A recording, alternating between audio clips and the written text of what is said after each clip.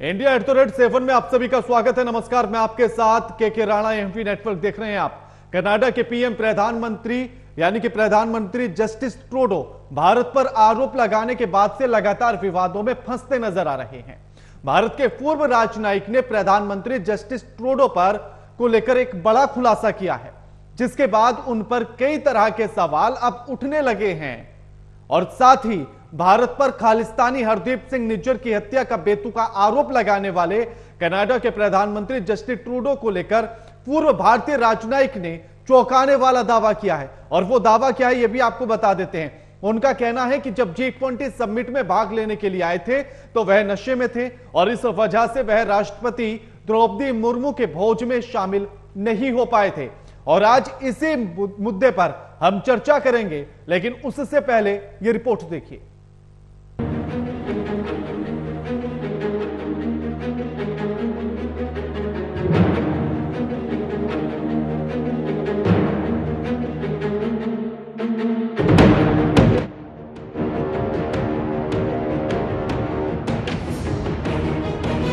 Canada के PM Justin Trudeau Bharat पर आरोप लगाने के बाद एक नई समस्या में फंसे नजर आ रहे हैं। जस्टिन ट्रूडो ने 18 सितंबर को कनाडा की संसद में ये कहा था कि जून में हुई खालिस्तानी आतंकी हरदीप सिंह निज्जर की हत्या में भारत शामिल था और उनके पास इससे जुड़े विश्वसनीय सबूत भी है। इन आरोपों के बाद वो अपने देश में और बाहर गिरते जा रहे हैं। भारत के एक पूर्व राजनयिक ने ये दावा किया है कि 9 और 10 सितंबर 2023 को नई दिल्ली में संपन्न हुए G20 के शिखर सम्मेलन के दौरान ट्रूडो ड्रग्स के नशे में थे। तो वहीं पोलैंड और सूडान में भारत के राजदूत रहे पूर्व राजनयिक दीपक वोरा ने ट्रूडो के विमान में कोकीन पकड़े जाने का दावा किया है। पूर्व राजनयिक वोरा ने ये भी कहा है कि ट्रूडो इसलिए भारत की राष्ट्रपति द्रौपदी मुर्मू द्वारा G20 देशों के राष्ट्र प्रमुखों के लिए आयोजित किए गए रात्रि भोज में नहीं गए, क्योंकि वो नशे में थे। कनाडा के प्रधानमंत्री का विमान नई दिल्ली में खराब हो गया था, जिसके कारण उन्हें 2 दिन अतिरिक्त रुकना पड़ा था। विमान को लेकर भी सोशल मीडिया पर ये दावे किए गए थे कि भारतीय सुरक्षा एजेंसियों ने इसके अंदर ड्रग्स जब्त की है, इसलिए उसे रोका जा रहा है। हालांकि अभी ऐसी किसी भी बात की आधिकारिक पुष्टि नहीं हो पाई है। ट्रूडो के आरोपों के बाद से कनाडा और भारत के बीच टेंशन बढ़ गई है। ट्रूडो के खिलाफ आरोपों ने अंतर्राष्ट्रीय स्तर पर आयोजित शिखर सम्मेलनों में विश्व नेताओं के आचरण और राजनयिक संबंधों पर पड़ने वाले प्रभाव के बारे में बहस छेड़ दी है। Bureau report, AMB network.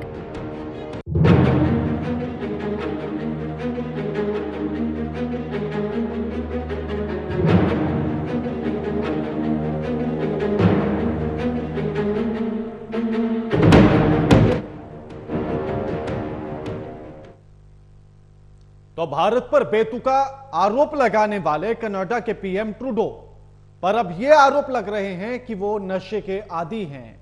यह बताया जा रहा है कि सोचिएगा कि जब पूरी दुनिया का सबसे बड़ा महाकुंभ महामंथन हो रहा था, तब वो नशे की हालत में थे।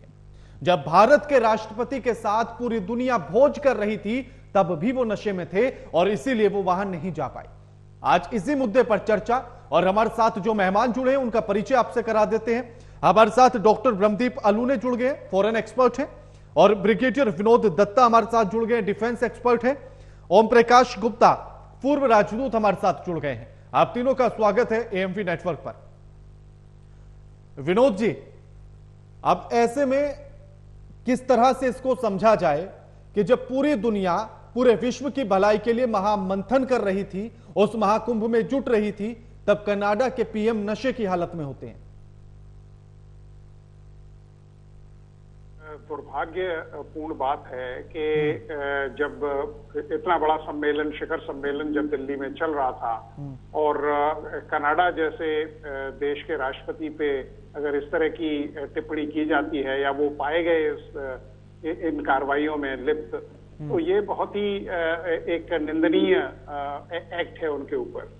रही बात उनकी जो जिस तरह से आप ये देखिए कि जो इस तरह के राजनयिक होते, ये राष्ट्राध्यक्ष होते हैं या इस तरह की जो बड़े बड़े जो नेता होते हैं, अगर आप उनका खुद पर्सनल आचरण भी देखें तो वो कोई बहुत ज्यादा एनकरेजिंग कनाडा में नहीं है।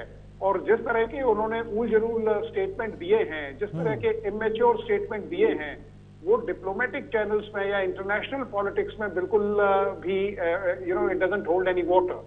तो उनका जो आप देखिए, उनकी खुद की जो अब मैं हालांकि कोई पर्सनल टिप्पणी नहीं करना चाहता, लेकिन उनकी खुद की देखिए जो आप मैरिड लाइफ है वो भी it is on the rocks. I mean हाल ही में उनका डिवोर्स के जो प्रोसीडिंग्स चल रही थी, और उनके फादर भी इसमें एंटी इंडिया कैंपेन में पाए गए थे। तो इस तरह की जो चीजें करते हुए अपनी कुर्सी बचाने के लिए इस तरह के वक्तव्य देना, और खासकर उस देश के साथ जो एक राइजिंग पावर है, जो एक रीजनल पावर है, जो एक सुपर पावर की तरफ बढ़ रही है, तो ये मैं इसकी बड़ी घोर निंदा करता हूं। और देखिए परत दर परत वो सब चीजें बाहर आती जा रही हैं, and now he is having a loss of face.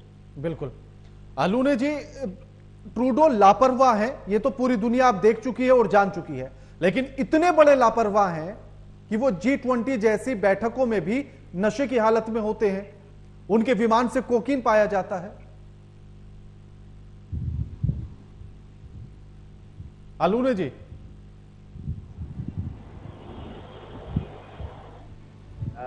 Rana ji आवाज आ रही मेरी? हाँ बिल्कुल आवाज आ रही है आपकी, बताइए। जी जी, देखिए क्या है कि जो ट्रूडो है उसकी जो मदहोशी है वो अभी की मदहोशी नहीं है, वो मदहोश रहते ही हैं और उनको पूरी दुनिया की समस्याएं नजर आती है, लेकिन अपने देश की समस्याओं को दरकिनार कर देते हैं। श्रीलंका में नरसंहार नजर आता है, जबकि हाल ही में वहां के विदेश मंत्री ने उनकी आलोचना की।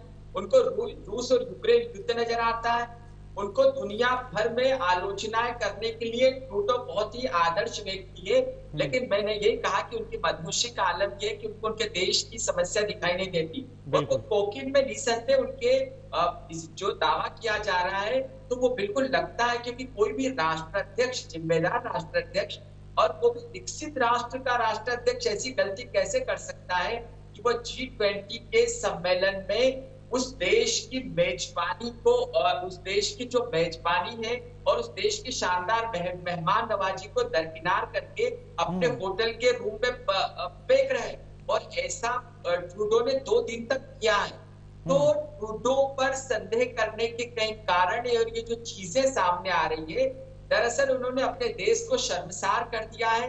चाहे भारत का मामला हो, चाहे श्रीलंका का मामला हो, चाहे भारत जिस प्रकार से डोजियर उनको सौंपे उसका जवाब बिल्कुल। और बिल्कुल अलूने जी, ऐसे में तो बड़ा क्या कहा जाए कि बड़ी दया आती है कनाडा की जनता पर भी कि जिस देश का प्रधानमंत्री इस तरह के नशे का आदी हो, जनता क्या उसका ख्याल रखेगा वो अपने देश का, अपने देश की जनता का, और किस दिशा में देश लेकर जाएगा।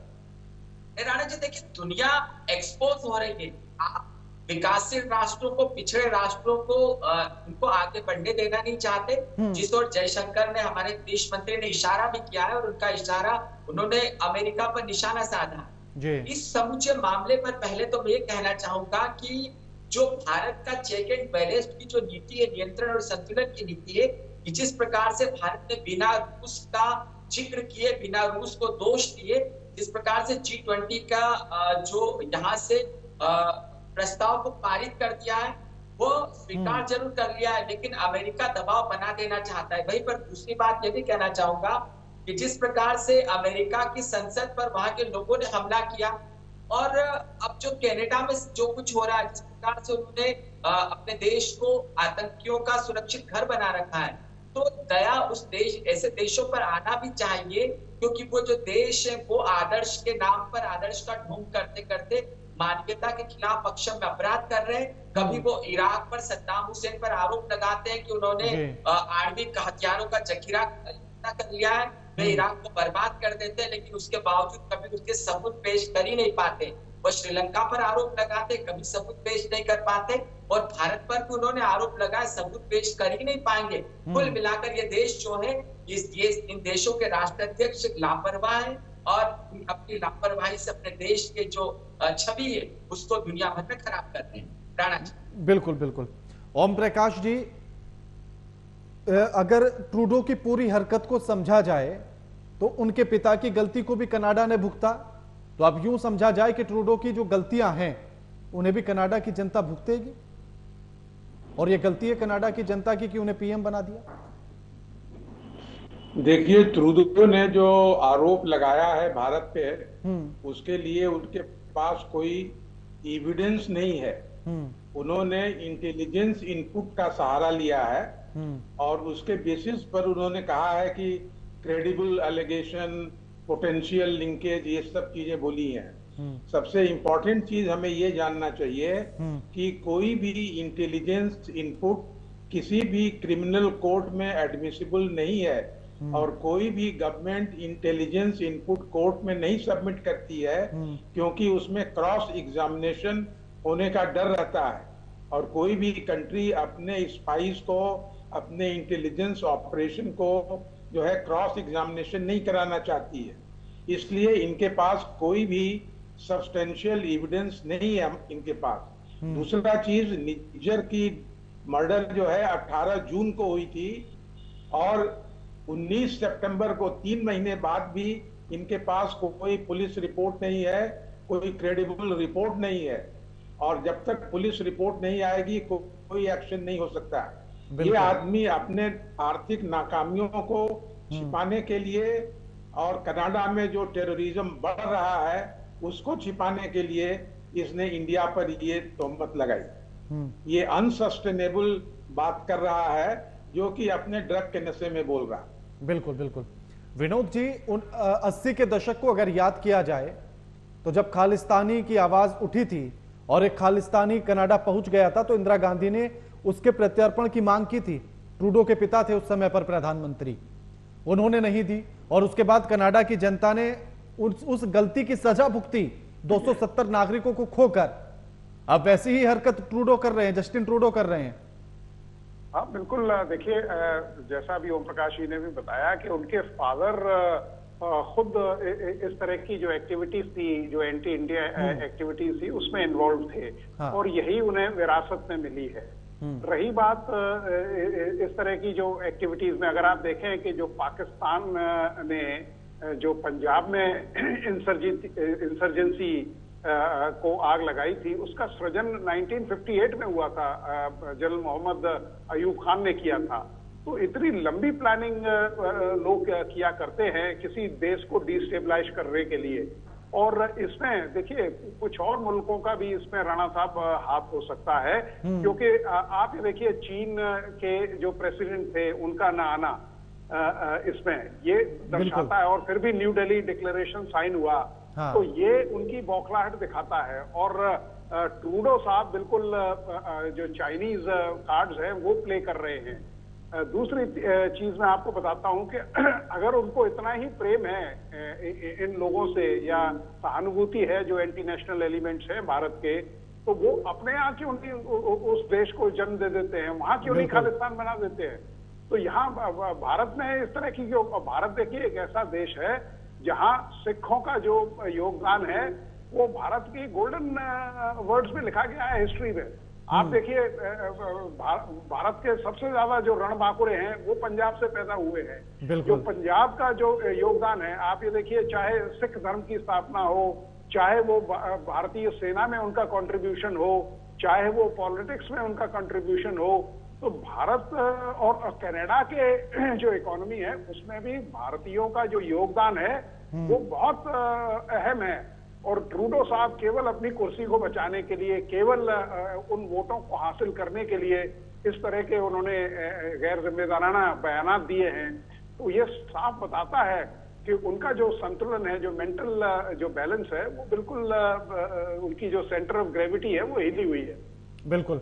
आलूने जी, खालिस्तानियों की बैसाखी पर जो ट्रूडो की सरकार चल रही है, तो अब ऐसे में वो बैसाखी टूटेगी या फिर पूरे कनाडा के हाथ में बैसाखी दे दी जाएगी?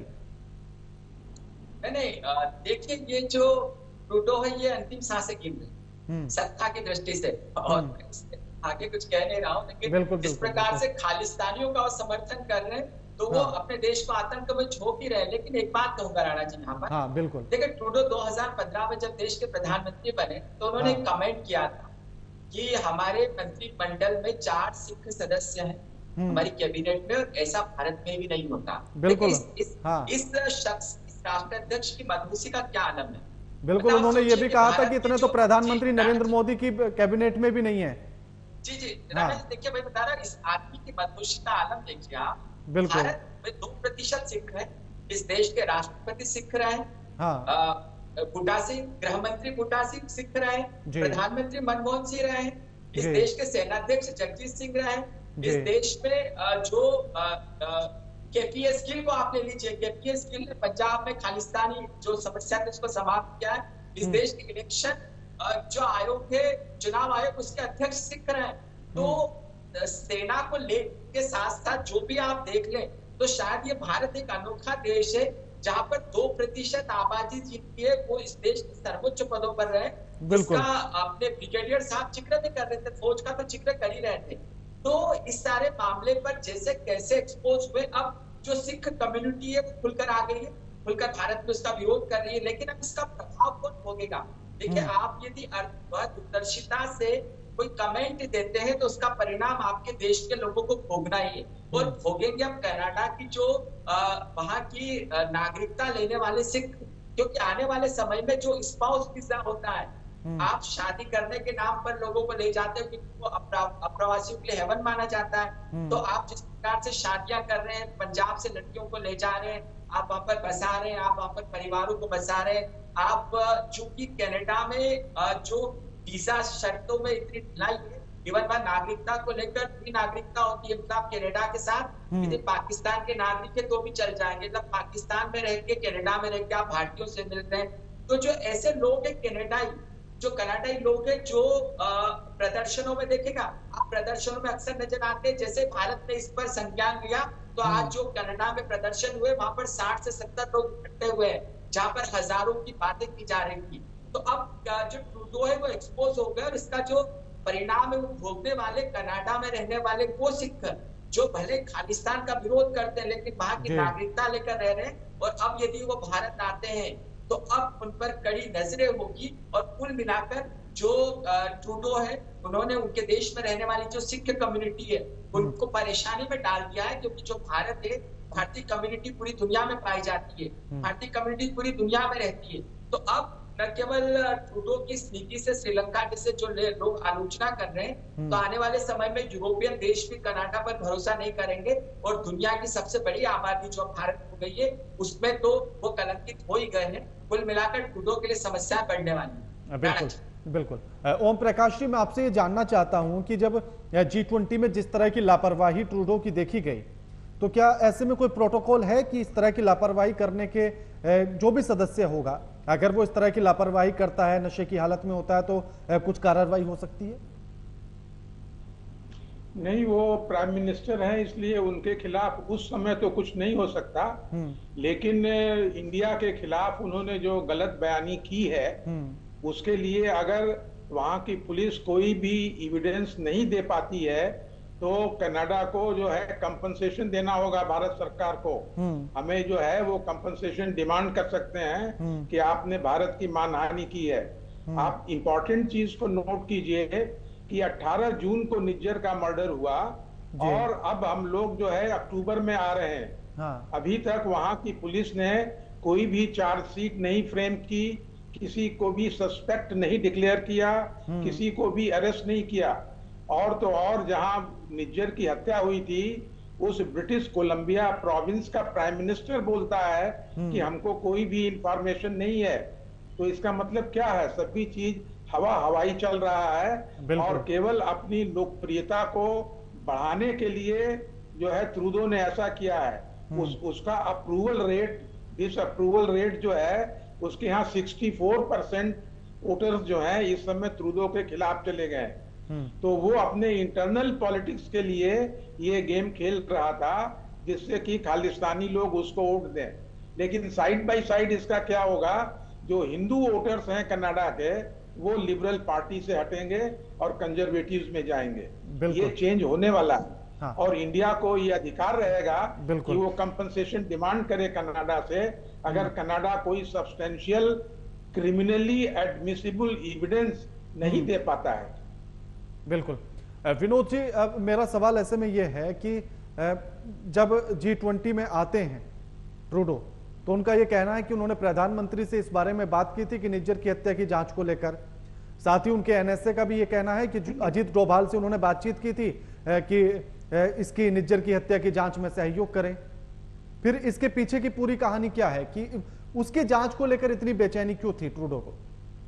देखिए, ये एब्रप्टली उन्होंने इस चीज को उठाया है क्योंकि जो बहरान या जो पॉलिटिकल टर्मोइल कनाडा में चल रहा था, ट्रूडो साहब को मालूम था कि भाई उनकी कुर्सी हिलने वाली है, क्योंकि अगर वो सपोर्ट अपना विड्रॉ कर लेंगे तो बिकॉज उनकी जो गद्दी पे वो बैठे हुए हैं वो भी उन्हीं की सहमति से बैठे हैं, उन्हीं के सपोर्ट से बैठे हुए हैं।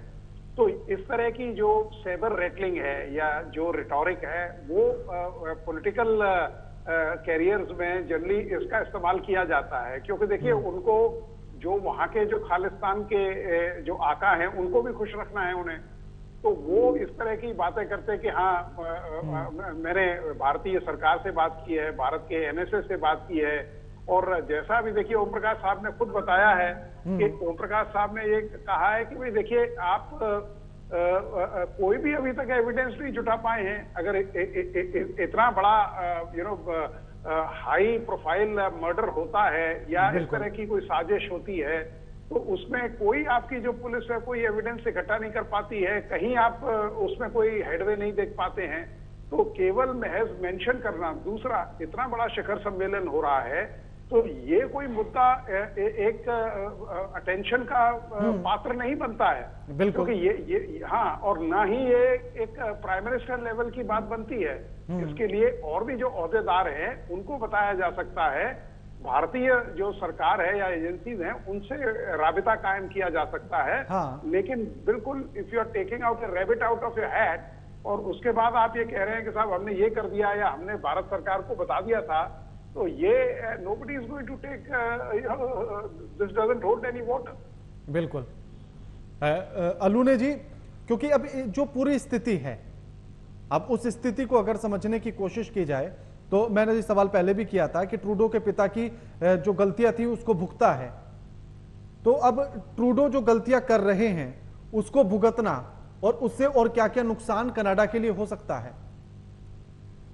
राणा जी देखिए, प्रश्न आपका बहुत अच्छा है और कनाडा ने भारत के लिए भी बड़ा नुकसान है, उसको हमको इस दृष्टि से समझने की जरूरत है कि जो भारत है, भारत बहुत विविधता से भरा एक देश, एक लोकतांत्रिक देश है, निरपेक्ष देश है। भारतीय जो है वो दुनिया भर में रहते हैं।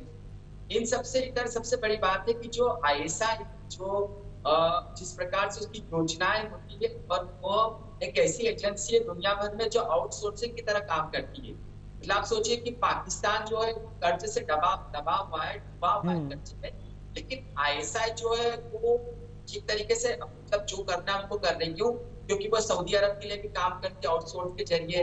आप साइप्रस में चले जाइए, आप में चले जाइए, किसी के लिए भी पैसे लेकर और उसके बदले गुप्तचर सेवाओं का आदान प्रदान कोई करना चाहता है तो दुनिया में पाकिस्तान की एजेंसी ISI है। अब चूंकि जिस प्रकार से भारत पर निशाना बनाया गया है भारत को, तो उससे एक बात और स्पष्ट होती है कि आने वाले समय में ISI यदि खालिस्तानी आतंकियों को और कहीं पर निशाना बनाती है, मान लीजिए अमेरिका में बनाती है, मान लीजिए ब्रिटेन में बनाती है, और इसके साथ साथ यदि ISI खालिस्तानियों के साथ साथ यदि धर्मगुरुओं को निशाना बनाने लगी और वो धर्मगुरु यदि सस्पेक्टफुल हुए, तो इस प्रकार से भारत की समस्याएं बढ़ सकती है। हमको एक बात और ध्यान रखना पड़ेगा कि आप कनाडा मामले को ले लें, कनाडा में मणिपुर को लेकर चर्चा हो चुकी है, मतलब मणिपुर को लेकर प्रदर्शन हमने कनाडा में भी देखा। तो चूंकि जिस प्रकार से खालिस्तानी लिबरेशन फोर्स का जो संबंध लश्कर तैयबा से, तो जाहिर सी बात है कि जो हिजबुल मुजाहिदीन जैसे संगठन है या जो बांग्लादेश में काम करने वाले जो संगठन है, उन संगठनों से भी इनके संबंध हो सकते हैं। अब ऐसे में बांग्लादेश की सरहद से लगा हुआ जो हमारा पूरा उत्तर का इलाका है, तो राणा जी यह एक राष्ट्राध्यक्ष की जो मूर्खता है या राष्ट्राध्यक्ष की जो अदूरदर्शिता है, उसके कारण भारत जो है वो अब भारत के संकट आने वाले समय में बढ़ सकते हैं। तो न केवल भारतीय समुदाय को अब सावधान रहने की जरूरत है, जैसा आपने कनाडा में देखा भी कि वहां के जो हिंदू समुदाय उन्होंने अपने मंदिरों को अब लोहे के दरवाजे लगा रहे हैं। आप सोचिए कि कभी सिखों और भारतीयों के बीच जो है वो ऐसे संबंध रहे ही नहीं, उल्टे सिखों ने तो भारतीय जो हिंदू है उनके मंदिरों की सुरक्षा के लिए, हिंदुओं की सुरक्षा के लिए ही सिख धर्म का जन्म अपने आप को बलिदान कर दिया। अब जिस प्रकार से कनाडा में हिंदू समुदाय चिंतित हुआ है और उसकी जो प्रतिक्रिया यदि भारतीय समुदाय में आप देख लीजिए कि जिस हम दौर में रह रहे हैं वह आदर्श मूल्य कहीं ना कहीं पीछे छूट रहे हैं, क्योंकि हम भौतिकवादी दौर में रह रहे हैं, सोशल मीडिया एक बड़ी समस्या होता है। तो राणा जी, ऐसे समय में भारत की समस्याएं जो है वो बढ़ सकती है और इस चुनौती से निपटने के लिए हमको लगातार प्रयास करने की जरूरत होगी। बिल्कुल। ओम प्रकाश जी, क्या यूं समझा जाए कि केवल और केवल ट्रूडो के यहां ये विरासत रही या ये परंपरा रही कि सिर्फ सत्ता से प्यार है, लोगों से कोई लेना देना नहीं, इसलिए 270 लोगों की मौत हो जाती है इनके पिता के समय पर तो इन्हें कोई गम नहीं होता। अब फिर कनाडा को ये उसी रास्ते पर, बर्बादी के रास्ते पर लेकर जा रहे हैं, इन्हें सिर्फ सत्ता प्यारी। सत्ता लोलुपता तो रहती है इन लोगों में, लेकिन जो इनका जो नशे का कारण है उससे ये डिसीजन प्रॉपर नहीं ले पाए और उन्होंने गलत जगह इंडिया पर हाथ डाल दिया। देखिए, मैं बार बार कह रहा हूं कि कनाडा के पास कोई भी पुलिस रिपोर्ट नहीं है जिसमें किसी भी भारतीय के खिलाफ कोई एविडेंस हो। ये बार बार कहते हैं कि हमने डोवाल साहब को बता दिया, हमने इंडिया के प्राइम मिनिस्टर को बता दिया। तो जबानी जबा खर्ची से कुछ नहीं होता है, ये क्रिमिनल अफेयर है, क्रिमिनल मैटर है, इसमें हर चीज लिखत पढ़त में होती है। दूसरा चीज, एक वर्ड होता है, टेक्निकल टर्म होता है जिसको लेटर रोगेटरी बोलते हैं, जिसको कि कनाडा की कोर्ट इशू करेगी, उसके बेसिस पर ही जो है वो इंडियन ऑफिशियल से इंटरोगेशन हो सकता है इंडिया में, इसका प्रोविजन है। लेकिन वो केवल प्राइम मिनिस्टर ऑफ कनाडा के मुंह जबानी बोलने से नहीं होगा, वो लेटर रोगेटरी इशू होता है। तो और वो जब पुलिस रिपोर्ट कंप्लीट हो जाएगी और जब कनाडा पुलिस कनाडियन कोर्ट में केस फाइल करेगी, उसके बाद इशू होता है।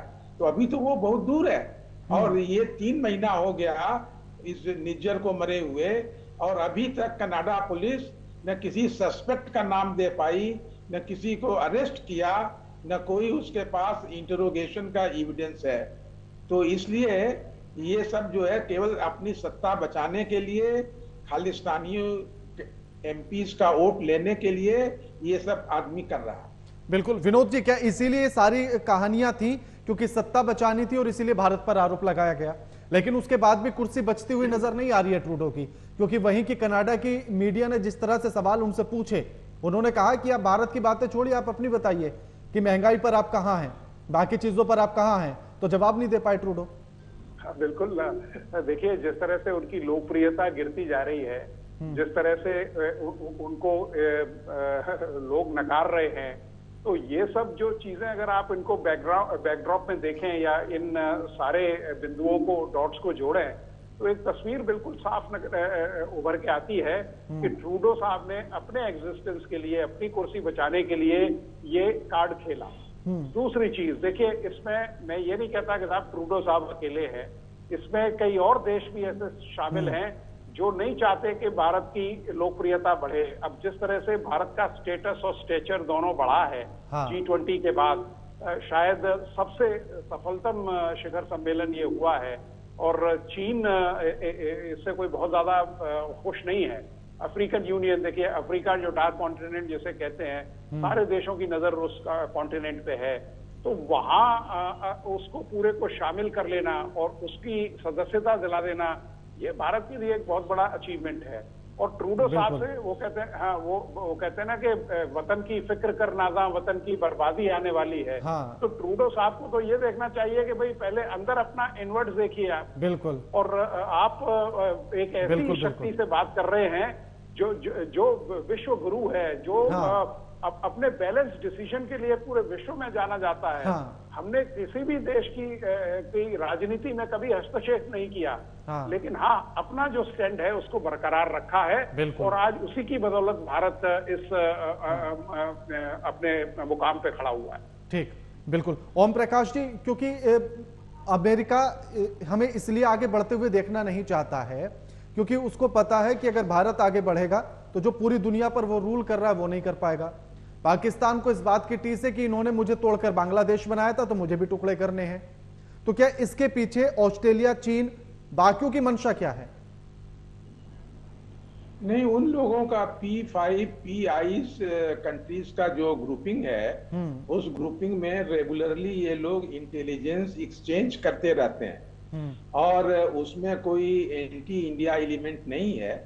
लेकिन जैसा कि मैंने कहा कि इंटेलिजेंस रिपोर्ट्स के बेसिस पर किसी भी क्रिमिनल कोर्ट में ट्रायल नहीं हो सकता है। और जो इन लोगों ने, अमेरिका का जो है वो इंडिया से कोई प्रॉब्लम नहीं है, हम लोगों की दोस्ती ठीक है, लेकिन कनाडा को जो है वो प्रेरित कर रहे हैं Pakistani element, Khalistani element, Chinese elements. तो इन सबों के कारण वो जो आदमी इनबैलेंस हो गया है। नहीं, लेकिन मेरा सवाल ये इसलिए था ओम प्रकाश जी, जरूर कोई ना कोई ओम प्रकाश जी इंडिया ग्रुप है। हाँ, ओम प्रकाश जी, मेरा सवाल ये इसलिए था, जो है वो कोई रोल हाथ नहीं देखना चाहिए। ओम प्रकाश जी, मेरा ये सवाल इसलिए था क्योंकि अमेरिका ने भी इस बात को लेकर प्रधानमंत्री से बातचीत की थी जब G20 में आए थे और उन्होंने भी ये कहा था कि अगर निज्जर की हत्या हुई है तो आप सहयोग कीजिए। और जितने भी 5I के जितने भी देश थे उन सब ने भी इस पर चर्चा की थी। तो कुछ ना कुछ तो मंशा रही होगी जो इतनी तवज्जो एक खालिस्तानी की हत्या पर दी जा रही है। देखिए, उन लोगों का 5 कंट्रीज का क्लोज ग्रुप है और उसमें जब वो इंटेलिजेंस शेयर कर रहा है तो वो 5 कंट्रीज को साइमल्टेनियसली वो इंटेलिजेंस शेयर हुआ होगा। तो ये कहना कि भाई देख लो इसमें क्या है, वो ठीक है, लेकिन देखने के लिए मुंह जुबानी नहीं होता है, लिखित डॉक्यूमेंट आने चाहिए। कनाडा के पास कोई भी लिखित डॉक्यूमेंट नहीं है जिसमें कि किसी एविडेंस की बात की गई हो। और जैसा कि मैंने पहले कहा कि intelligence inputs are not produced in civil in criminal courts. तो ये जो इंटेलिजेंस वाली बात है ये केवल हवाई है और कनाडा के प्राइम मिनिस्टर इसका मिसयूज किया अपने डोमेस्टिक कॉन्स्टिट्यूएंसी को स्ट्रेंथन करने के लिए। बिल्कुल। तो इसमें दूसरी कंट्रीज का कोई बात नहीं। शुक्रिया ओम प्रकाश जी आपका हमारे साथ चर्चा में जुड़ने के लिए और ये तमाम अपनी बातें रखने के लिए और अपना कीमती समय देने के लिए। अलूना जी, सवाल मेरा आपसे ये है कि 1929 में शुरू होता है खालिस्तान की मांग, जब मोतीलाल नेहरू इस बात की आवाज उठाते हैं ब्रिटिश शासन से कि पूर्ण स्वाधीनता चाहिए। तभी अकाली दल आवाज उठाता है कि हमें भी सिखों के लिए एक अलग देश चाहिए। आजादी के बाद भी इस मांग को उठाया जाता है। जब पाकिस्तान अलग होता है तो सिखों को सबसे ज्यादा टीस इस बात की लगती है कि अगर मुसलमानों को अलग देश दिया जा सकता है तो हमें भी मिलना चाहिए। देखिए राणा जी, प्रश्न बड़ा महत्वपूर्ण है और इसको हमको व्यापक तौर पर समझना भी चाहिए। हाँ। अब देखिए कि जिन्ना ने पाकिस्तान मांगा तो मुसलमानों की मांग नहीं। हाँ। और ये कारण है कि पाकिस्तान तो दे दिया गया, लेकिन पाकिस्तान जाने वाले मुसलमान कम थे, हिंदुस्तान में रहने वाले मुसलमान ज्यादा थे। और यही कारण है कि इसका फायदा पाकिस्तान को हम कम टुकड़ा दे पाए। हम बहुत सारे ऐसे इलाके थे, आप इवन कश्मीर को ले लीजिए कि कश्मीर में जब जिन्ना गए तो उनपे सड़े हुए टमाटर फेंके गए और जब महात्मा गांधी गए तो उन्हें जिंदा जिन्नात कहा गया। इसी कारण जो कश्मीर है वहां के लोगों ने भारत पर विश्वास किया। आप यदि सिखों की बात करते तो सिखों का एक छोटा सा समूह यह चाहता था कि उसको अलग कर दिया जाए, लेकिन सिखों का तो भारत देश रहा है और यहाँ पर उन्होंने राज किया है। महाराज जो रणजीत सिंह है उनका राज तो अफगानिस्तान तक था। और जो सिख है वो अंततः आप देखिए, आप संवैधानिक तौर पर भी देख लीजिए कि आरक्षण को लेकर एक छोटा सा उदाहरण देना चाहूंगा। आप आरक्षण को लेकर देख लीजिए कि आरक्षण को लेकर बहुत स्पष्ट है कि गैर धार्मिक लोगों को, हिंदुओं में से गैर को आरक्षण नहीं मिलता, लेकिन उस गैर में बौद्ध नहीं आते, उस गैर में सिख नहीं आते। आप देखिए मतलब आप व्यापक तौर पर कितना देखा गया है, तो सिखों को कभी अलग समझा ही नहीं गया। फिर दूसरी बात यह है कि सिखों ने सबसे ज्यादा जो अत्याचार सहे, विभाजन का जो दंश भोगा वो सिखों ने भोगा, और वो उनको वहां से पाकिस्तान से मार मार कर हटाया गया। मतलब आपने पाकिस्तान से सिखों को उजाड़ दिया, अधिकांश जो सिख है वहीं पर रहते हैं। तो सिख जब भारत आए तो यहाँ पर आप देखिए जी ना 1971 का जो युद्ध था उसमें भारतीय सेनापति जगजीत सिंह थे। तो एक छोटे से ग्रुप को मानकर, उसकी मांग को मानकर खालिस्तान बना देना बिल्कुल ठीक नहीं था। लेकिन उसके बावजूद जब भारत की पहली सरकार बनी, पंडित जवाहरलाल नेहरू बने, उसके बाद जो डेवलपमेंट हुआ भाषा के आधार पर 1956 में जो राज्यों को डिवाइड करने की बात हुई, और भाषा के तो आगे चलकर डेवलपमेंट ये हुआ कि पंजाबी अस्मिता को या पंजाबी पहचान को बनाए रखने के लिए पंजाब को एक अलग राज्य बना दिया गया। और जैसा कि हमारे देश में हमने देखा है कि आप मौलिक अधिकार आपकी संस्कृति को जीवित रख सकते हैं, आपकी सभ्यता को जीवित रख सकते हैं। और इसी प्रकार से पंजाबी जो भाषा है वो हमारी 8वीं अनुसूची में शामिल की गई है।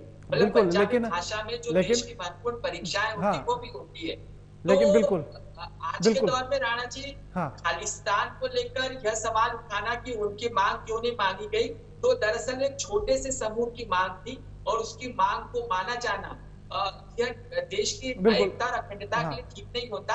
और सिखों ने जिस प्रकार से बलिदान दिए गए हैं इस देश के लिए, तो उनको दरकिनार किया भी नहीं जा सकता, क्योंकि सिखों को कभी हिंदुओं से अलग माना ही नहीं गया है। बिल्कुल जो उनकी पहचान है वो बदस्तूर जारी। बिल्कुल विनोद जी, अलग माना भी नहीं जा सकता और बलिदान दिया है इस बात से इनकार भी नहीं किया जा सकता।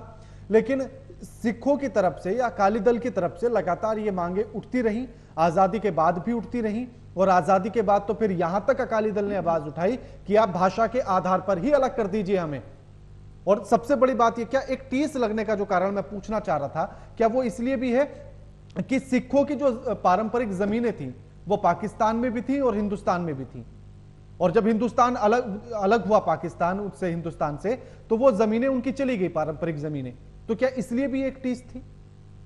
हाँ बिल्कुल, देखिए इस तरह की अलग मांग खाली खालिस्तान में नहीं, बाकी भी कई जो हमारे प्रदेश हैं वहां से उठी है। आप देखिए उत्तर प्रदेश में ब्रज प्रदेश की कई बार बात उठती है, आसाम में बोडोलैंड की बात उठती है।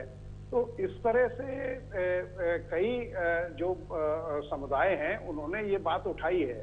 लेकिन भारत एक अखंड देश है, और इस तरह की जो चीजें, देखिए या तो कोई इस तरह की कोई समस्या हो कि लोगों को उनका जो एंटाइटलमेंट्स हैं या जो राइट्स हैं या जो उनके अधिकार हैं उनसे वंचित किया जा रहा है, ऐसा कुछ नहीं है।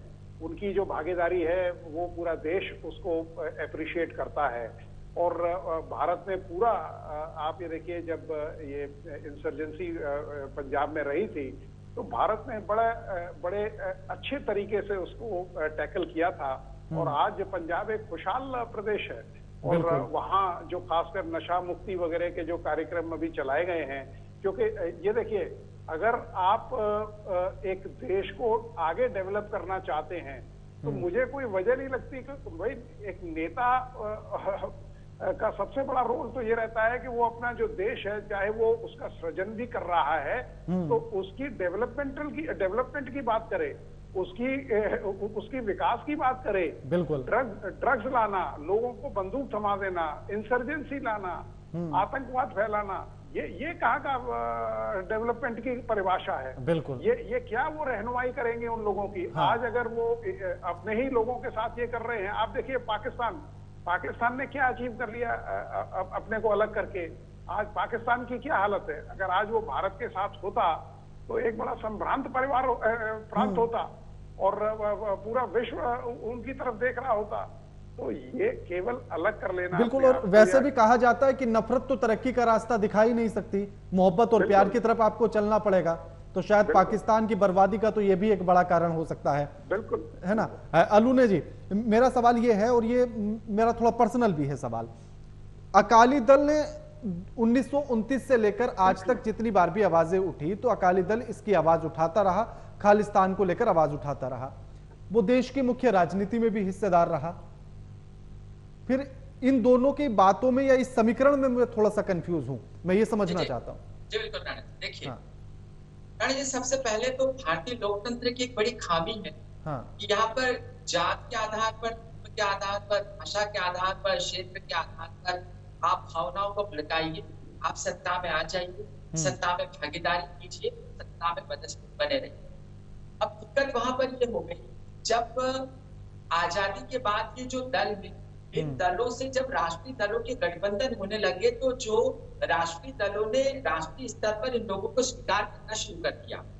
अब आप यदि अकाली दल की बात करते हैं तो देखिए, अकाली दल पिछले, आप समझ लीजिए कि उसका 9 दशक का इतिहास हो गया है। 9 दशक के इतिहास के पहले, चूंकि आजादी के समय आजादी का जो आंदोलन था, उसमें एकमात्र भारतीयों का प्रतिनिधित्व करने वाली भारतीय राष्ट्रीय कांग्रेस, और भारतीय राष्ट्रीय कांग्रेस में सभी समुदाय, सभी धर्म, सभी समाहित थे और सभी को प्रतिनिधित्व मिलता था। तो किसी अकाली दल या किसी अन्य संगठन से कभी चुनौती मिली ही नहीं। लेकिन जब आप आजादी के बाद आते हो, तो आजादी के बाद जब भाषाई आधार पर जो चीजें उठने लगी और उसके आधार पर भाषाई आधार पर जब डिवाइड किया जाने लगा, तो 1 या 1.5 दशक के बाद ही आजादी के बाद देश में गठबंधन सरकारों का दौर शुरू हुआ। हालांकि वो केरल से शुरू हुआ, लेकिन समस्याएं पंजाब में भी आ गई। अब इसके बाद आप देखिएगा कि अकाली दल जब जब सत्ता में रही, तो 6 जून के समय, 6 जून का जो दिन होता है ऑपरेशन ब्लू स्टार के लिए, तो दुनिया भर में प्रदर्शन होते हैं। आप अमृतसर में चले जाइए, स्वर्ण मंदिर के आसपास भी जो खालिस्तानी जो लोग हैं, जो खालिस्तानी आंदोलन को पसंद करने वाले लोग हैं, वो भारत के नारे लगाते हैं, वो खालिस्तान के समर्थन में नारे लगाते हैं। आप देखिए कितनी बड़ी दुस्साहस की चीज है कि सिमरनजीत सिंह मान जो है भारतीय संसद में एक सांसद है, जो भारतीय संसद से बड़ा तो कोई लोकतंत्र का मंदिर नहीं होता। अभी जो अमरजीत था, जिसने हंगामा पाकिस्तान में पंजाब में बरपा रखा था, तो जब उसने अपने आप को पुलिस के हवाले किया, तो सिमरनजीत सिंह मान ने बाकायदा कमेंट किया कि तुमको भारतीय पुलिस के हवाले करने के बजाय, आत्मसमर्पण करने के बजाय आपको पंजाब भाग जाना चाहिए। आप देखिए कि जो कनाडा को लेकर समस्याएं उत्पन्न हुई है, लेकिन अकाली दल जैसे जो दल है पंजाब के, जो वहां पर लोकप्रिय भी है, सत्ता में भागीदारी है, उन्होंने खुलकर अभी तक खालिस्तानियों के विरोध बोला ही नहीं है। तो बिल्कुल राणा जी, आपका सवाल बहुत वाजिब है और इसको लोकतंत्र की बुराई के तौर पर देखना चाहिए कि जो क्षेत्रीय दल हैं, क्षेत्रीय दल अपने क्षेत्र का प्रतिनिधित्व अवश्य करते हैं, लेकिन जब राष्ट्रीय सरकारों की भागीदारी हो जाती है, तो राष्ट्र की सुरक्षा पर किस प्रकार से संघातिक प्रहार होता है। और वो प्रहार आप यहाँ नहीं, आप असम में देख लीजिए कि असम में जब वहां पर बदरुद्दीन को देख लीजिए, जब उसकी भागीदारी थी, तो वहां पर बांग्लादेशी जो घुसपैठिए हैं, उनके बाकायदा कार्ड भी बन गए, वो मतदान में हिस्सा भी लेने लगे, उनके आधार कार्ड भी बन गए, उसके कारण पूर्वोत्तर परेशान होने लग गया। हाँ। कश्मीर को देख लीजिए, महबूबा मुफ्ती सत्ता में थी, तो महबूबा मुफ्ती ने क्या हाल कर लीजिए, या फिर आप अकाली दल को देख लीजिए। बिल्कुल विनोद जी, इसी सवाल को मैं थोड़ा सा आगे बढ़ा देता हूं, और मेरा सवाल इसी में यह है कि अकाली दल कहीं ऐसा तो नहीं है कि शुरुआत से मांग उसकी रही और आज भी इन खालिस्तानियों के शायद पीछे कहीं ना कहीं वही खड़ा हो? हाँ, देखिए, पॉलिटिकल एम्बिशन राणा साहब एक ऐसी चीज है जो किसी को भी किसी भी रास्ते पे ले जा सकता है। और आप देखिए, साम दंड भेदभाव किसी भी चीज का इस्तेमाल किया जा सकता है। अकाली दल में इस तरह के पहले भी कई इंसिडेंट्स हुए हैं, या कई इस तरह के मिसाल आपको मिलेगी जहां लोगों ने इस चीज का समर्थन किया है, लेकिन भारत ने उसको बड़े अच्छी और सुलझे हुए तरीके से इसका जो प्रॉब्लम थी उसको सॉर्ट आउट किया गया है। और लेकिन हाँ, जो इस तरह की विचारधारा रखते हैं उनको ये मालूम होना चाहिए कि भाई भारत में ये संभव नहीं है। पाकिस्तान ने पूरा जोर लगा लिया और बाकी कई ताकतों ने पूरा जोर लगा लिया, कनाडा से इसके ऑपरेशंस हो रहे हैं। पाकिस्तान तो अब खैर इस हालत में है ही नहीं कि वो किसी चीज को सपोर्ट करे। हाँ, लॉन्च पैड जरूर उसको इस्तेमाल किया जा रहा है। थाईलैंड एक ऐसा देश है जिसको इस्तेमाल किया जा रहा है, चाहे वो हवाला का पैसा हो, क्योंकि हर चीज पैसे से है। बिकॉज आप ये देखिए, कश्मीर में आज इंसर्जेंसी, पथराव वगैरह सब बंद हो गया, क्योंकि जो पैसा आता था इलीगल तरीके से, NIA ने उसको बिल्कुल ड्राई अप कर दिया। तो वो कहते हैं ना कि पैसा नहीं है पास तो मेला लगे उदास। तो जिस तरह से ये गैंग वॉर कनाडा में चल रहा है, जिस तरह से इनकी फंडिंग धीरे धीरे समाप्त की जाएगी, जैसे ये प्रॉपर्टीज को जब्त किया जाएगा या उनके जो भी इन्वेस्टमेंट्स है उन पे लगाम लगाई जाएगी, तो ये जो मूवमेंट है वो अपने आप धीरे धीरे शांत हो जाएगा। और लोगों को भी ये समझना चाहिए, देखिए पाकिस्तान से मिसाल लेनी चाहिए। हाँ। लोगों को ये देखना चाहिए कि भाई केवल जाति के उस पे या धर्म के उस पे अगर आप एक राष्ट्र बनाते हैं तो वो जाति धर्म या आपकी विचारधारा पे देश नहीं चलते हैं। देश के लिए देखिए कॉम्प्रिहेंसिव नेशनल पावर बनने के लिए 4 चीजों की बहुत जरूरत होती है राणा साहब। पहला एक स्टेबल गवर्नमेंट, हाँ। दूसरी चीज होती है एक फाइनेंशियल अच्छी हेल्थ उस देश की, और तीसरी होती है एक इकोनॉमिक जो पॉलिसीज, और चौथी होती है मिलिट्री माइट। हाँ। तो जब तक ये चीजें एक अच्छे प्रोपोर्शन में नहीं रहेंगी तब तक वो देश आगे नहीं बढ़ सकता। बिल्कुल विनोद जी, मैं इसी में एक और सवाल ये जोड़ रहा हूं कि आपने कहा कि किसी धर्म या जाति के आधार पर आप देश नहीं बना सकते हैं, तो हिंदुस्तान के बीच में से भी जो लगातार आवाजें उठती रहती है कि हमें हिंदू राष्ट्र बनाना है, वो संभव हो पाएगा? नहीं, बिल्कुल। देखिए भारत तो एक सेक्युलर देश है और हाँ। हिंदू धर्म कोई देखिए कोई धर्म विशेष नहीं है, ये एक विचारधारा है। हाँ। जैसे सनातन भी एक विचारधारा है। आप मुझे बताइए, किसी भी धर्म में ये कहा जाता है कि आप जो अच्छे आचरण हैं उनका एहतराम करिए, उनकी रेस्पेक्ट करिए। तो हर एक धर्म में, चाहे वो आप किसी भी धर्म को ले लीजिए, ईसाई धर्म को ले लें, आप मुस्लिम को धर्म को ले लें, या बौद्ध धर्म को ले लें, या सिख धर्म को ले लें, तो जो अच्छाइयां हैं, कोई भी धर्म आपको ये नहीं कहता कि आप कोई चीज गलत करिए। बिल्कुल। तो हिंदू तो एक विचारधारा है। हाँ, तो जो भी यहाँ रहता है। हाँ, मतलब मैं दर्शकों का भी ये कंफ्यूजन दूर करना चाहता था, इसीलिए मैंने ये सवाल लिया। आलूने जी, सवाल मेरा ये है कि खालिस्तानियों का आखिर इलाज क्या है, कैसे इस पर काबू पाया जा सकता है और खालिस्तानी नाम की बीमारी को खत्म कैसे किया जा सकता है? देखिए राणा जी, खालिस्तान जो है, खालिस्तान शुरू होता है पाकिस्तान से।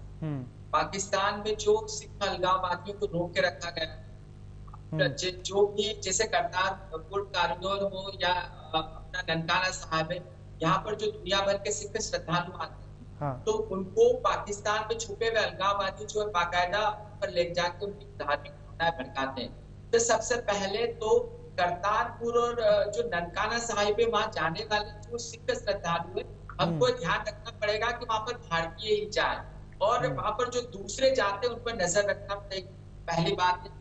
दूसरी बात है कि जो जिस प्रकार से उनको फंडिंग हो रही है, तो फंडिंग खालिस्तान कैसे हो रही है, जैसे जो पन्नू जैसे लोग हैं, उन्होंने कनाडा के कई गुरुद्वारों पर कब्जा करके रखा है, और वहां से जो पैसा मिलता है उस पैसे का वो उपयोग कर रहे हैं। मतलब आईएसआई और जो खालिस्तानियों का जो गठबंधन है, इसको हमको तोड़ना पड़ेगा। तीसरी बात क्या है कि जो पंजाबियों की, अभी देखिएगा अमेरिका में बसने वाले सबसे ज्यादा लोग पंजाब और कनाडा में भी यही हाल है। तो हमारे जो देश के लोग माइग्रेट होकर जा रहे हैं वो, और वहीं पर वो नागरिकता ले रहे, तो वो क्यों ले रहे हैं नागरिकता, वो उनका विवाह किन लोगों से हो रहा है, इन छोटी छोटी बातों पर ध्यान रखना पड़ेगा।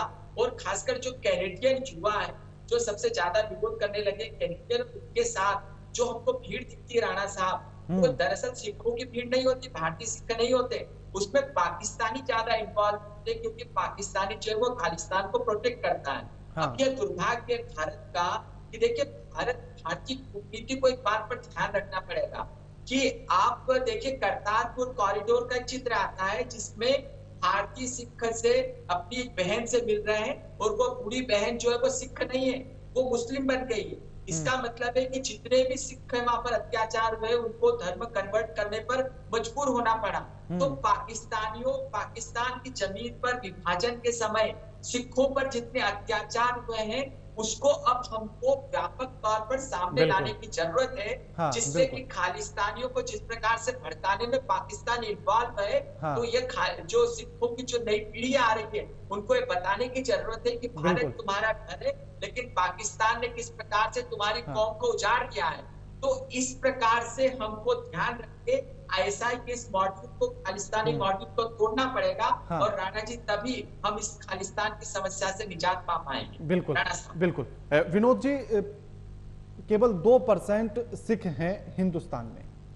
अब अगर जो लोग कनाडा में रहते हैं और उनकी जमीन जायदाद अगर भारत में है, और अगर उनकी उस संपत्ति पर या उनके आने जाने पर सरकार नजर रखती है, तो क्या उन लोगों पर यह बुरा असर डालेगा कि सरकार उन पर नजर रख रही है, उनकी जमीन जायदाद पर नजर रख रही है, क्योंकि सब तो खालिस्तानी समर्थक नहीं है इसलिए?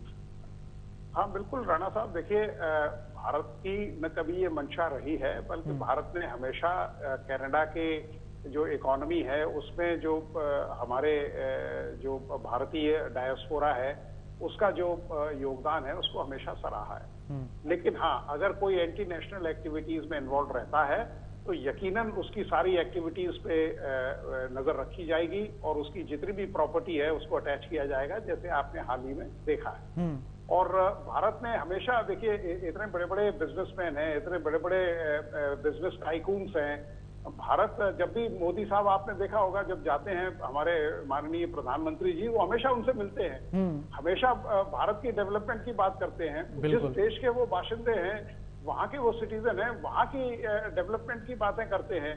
तो यकीनन भारत देखिए इसको यहीं पे छोड़ने वाला नहीं है, लेकिन अगर इस तरह की कोई एक्टिविटीज में लिप्त पाया गया तो उसकी ट्रैकिंग की नहीं, मतलब मैं यही क्लियर करना चाहता था विनोद जी, मैं यही क्लियर करना चाहता था कि क्या नजर सबकी संपत्ति पर रखी जाएगी या जो लिप्त है सिर्फ उनकी संपत्ति पर रखी जाएगी? नहीं नहीं, जो लोग लिप्त हैं उनकी संपत्ति पर रखी जाएगी। किसी ने अपने मेहनत से, अपने कुव्वत से अगर कोई चीज कमाई है तो भारत हमेशा उसका सम्मान करता है और उसका खैर मकदम करता है। लेकिन हाँ, अगर कोई इस तरह की एंटी नेशनल एक्टिविटीज या हवाला ट्रेड या इस तरह की कोई पोचिंग वगैरह में इस्तेमाल लिप्त पाया गया तो यकीनन उनकी एक्टिविटीज पे नजर रखी जाएगी। बिल्कुल। अलूना जी, यूं कहा जाए कि कनाडा अब चारों तरफ से घिर चुका है, भारत पर उसने आरोप लगाए थे अपनी सत्ता बचाने के लिए, अपनी कुर्सी बचाने के लिए, लेकिन उसकी कुर्सी के चारों पैर हिलते हुए नजर आ रहे हैं। राणा जी देखिए, भारत का कूटनीतिक महत्व कनाडा से भी ज्यादा है। चीन से निपटने के लिए दुनिया को भारत की जरूरत है, कनाडा की जरूरत नहीं है। आप भाई आज बात करते हैं तो उसके जो देश है न्यूजीलैंड और ऑस्ट्रेलिया, इवन अमेरिका, तो इसमें से ऑस्ट्रेलिया और अमेरिका के साथ भारत जो क्वाड में शामिल है। इवन आप यदि हिंद महासागर को देखते हैं तो न्यूजीलैंड, अमेरिका को भी आप नजरअंदाज नहीं कर सकते। बिल्कुल। तो भारत के अमेरिका से बेहतर संबंध है, भारत के जापान से बेहतर संबंध है, भारत के जर्मनी से बेहतर संबंध है, भारत के ऑस्ट्रेलिया से ज्यादा संबंध है। तो भारत, और दूसरी बात है कि जो पश्चिमी देश है वो पश्चिमी देश चाहे जितनी आलोचना करे और वो चाहे जितने सस्पेक्टफुल हो, लेकिन एक बात को ध्यान रखना पड़ेगा कि वो मानव अधिकार और लोकतंत्र के पक्ष में खड़े रहते हैं। बिल्कुल। तो भारत चूंकि दुनिया का बड़ा लोकतांत्रिक राष्ट्र है, तो आप भारत की लोकतंत्र को नजरअंदाज करने के लिए हिम्मत करेंगे तो दुनिया में अधिनायकवाद बढ़ जाएगा और लोकतंत्र जो है उससे हतोत्साहित होगा। तो वास्तव में कनाडा घिर गया है, तो घिर गए हैं, और भारतीय लोकतंत्र और भारत की जो पारदर्शिता है, भारत की जो धर्मनिरपेक्षता है, वो ट्रूडो को अंततः समाप्त कर देगी। बिल्कुल बिल्कुल। विनोद जी, लास्ट कमेंट मैं आपसे लेना चाहता हूं, और मैं ये कि अगर क्षेत्रफल के हिसाब से कनाडा बहुत बड़ा देश है, अगर खालिस्तान से इतना ही प्रेम है उसे, तो अपने यहीं पर जगह दे दे और अलग देश बना दे। हाँ बिल्कुल, मैंने भी यही कहा था पहले भी कि अगर ट्रूडो साहब को इतनी चिंता है उन लोगों की, तो वहां वो क्यों नहीं एक अलग से राज्य बना के दे देते और वो लोग भी खुश रहेंगे। तो ये केवल देखिए, वो कहते हैं कि साहब दूसरों की जमीन पे आप इस तरह के जो बीज बोना चाहते हैं वो भारत कभी कामयाब होने नहीं देगा। बिल्कुल। और भारत एक इतना स्ट्रांग देश है, अगर उनको इतना प्यार है तो वहीं दे। बिल्कुल। और यह भी कहा जा सकता है कि आज जिस तरह से भारत ऊंचाइयों की तरफ बढ़ रहा है, तो आसमान समझिए उसे, और आसमान पर थूकने की कोशिश करोगे तो खुद के मुंह पर आकर गिरेगा, जो कनाडा में होता हुआ भी नजर आ रहा है। शुक्रिया आप दोनों का हमारे साथ चर्चा में जुड़ने के लिए और अपना कीमती समय देने के लिए। लेकिन जिस तरह के हालात कनाडा के अब नजर आ रहे हैं, उनसे इस बात को आसानी से समझा जा सकता है कि खालिस्तान का जो पासा कनाडा के प्रधानमंत्री ने भारत की तरफ उछाला था, अब वो पासा उल्टा पड़ चुका है। कनाडा की मीडिया कनाडा के ही प्रधानमंत्री से यह सवाल पूछ रही है कि देश के भीतर की जो समस्याएं हैं, चाहे वो महंगाई हो या अन्य समस्याएं हो या आर्थिक तौर की समस्याएं हो, उन पर आपने अभी तक क्या किया है।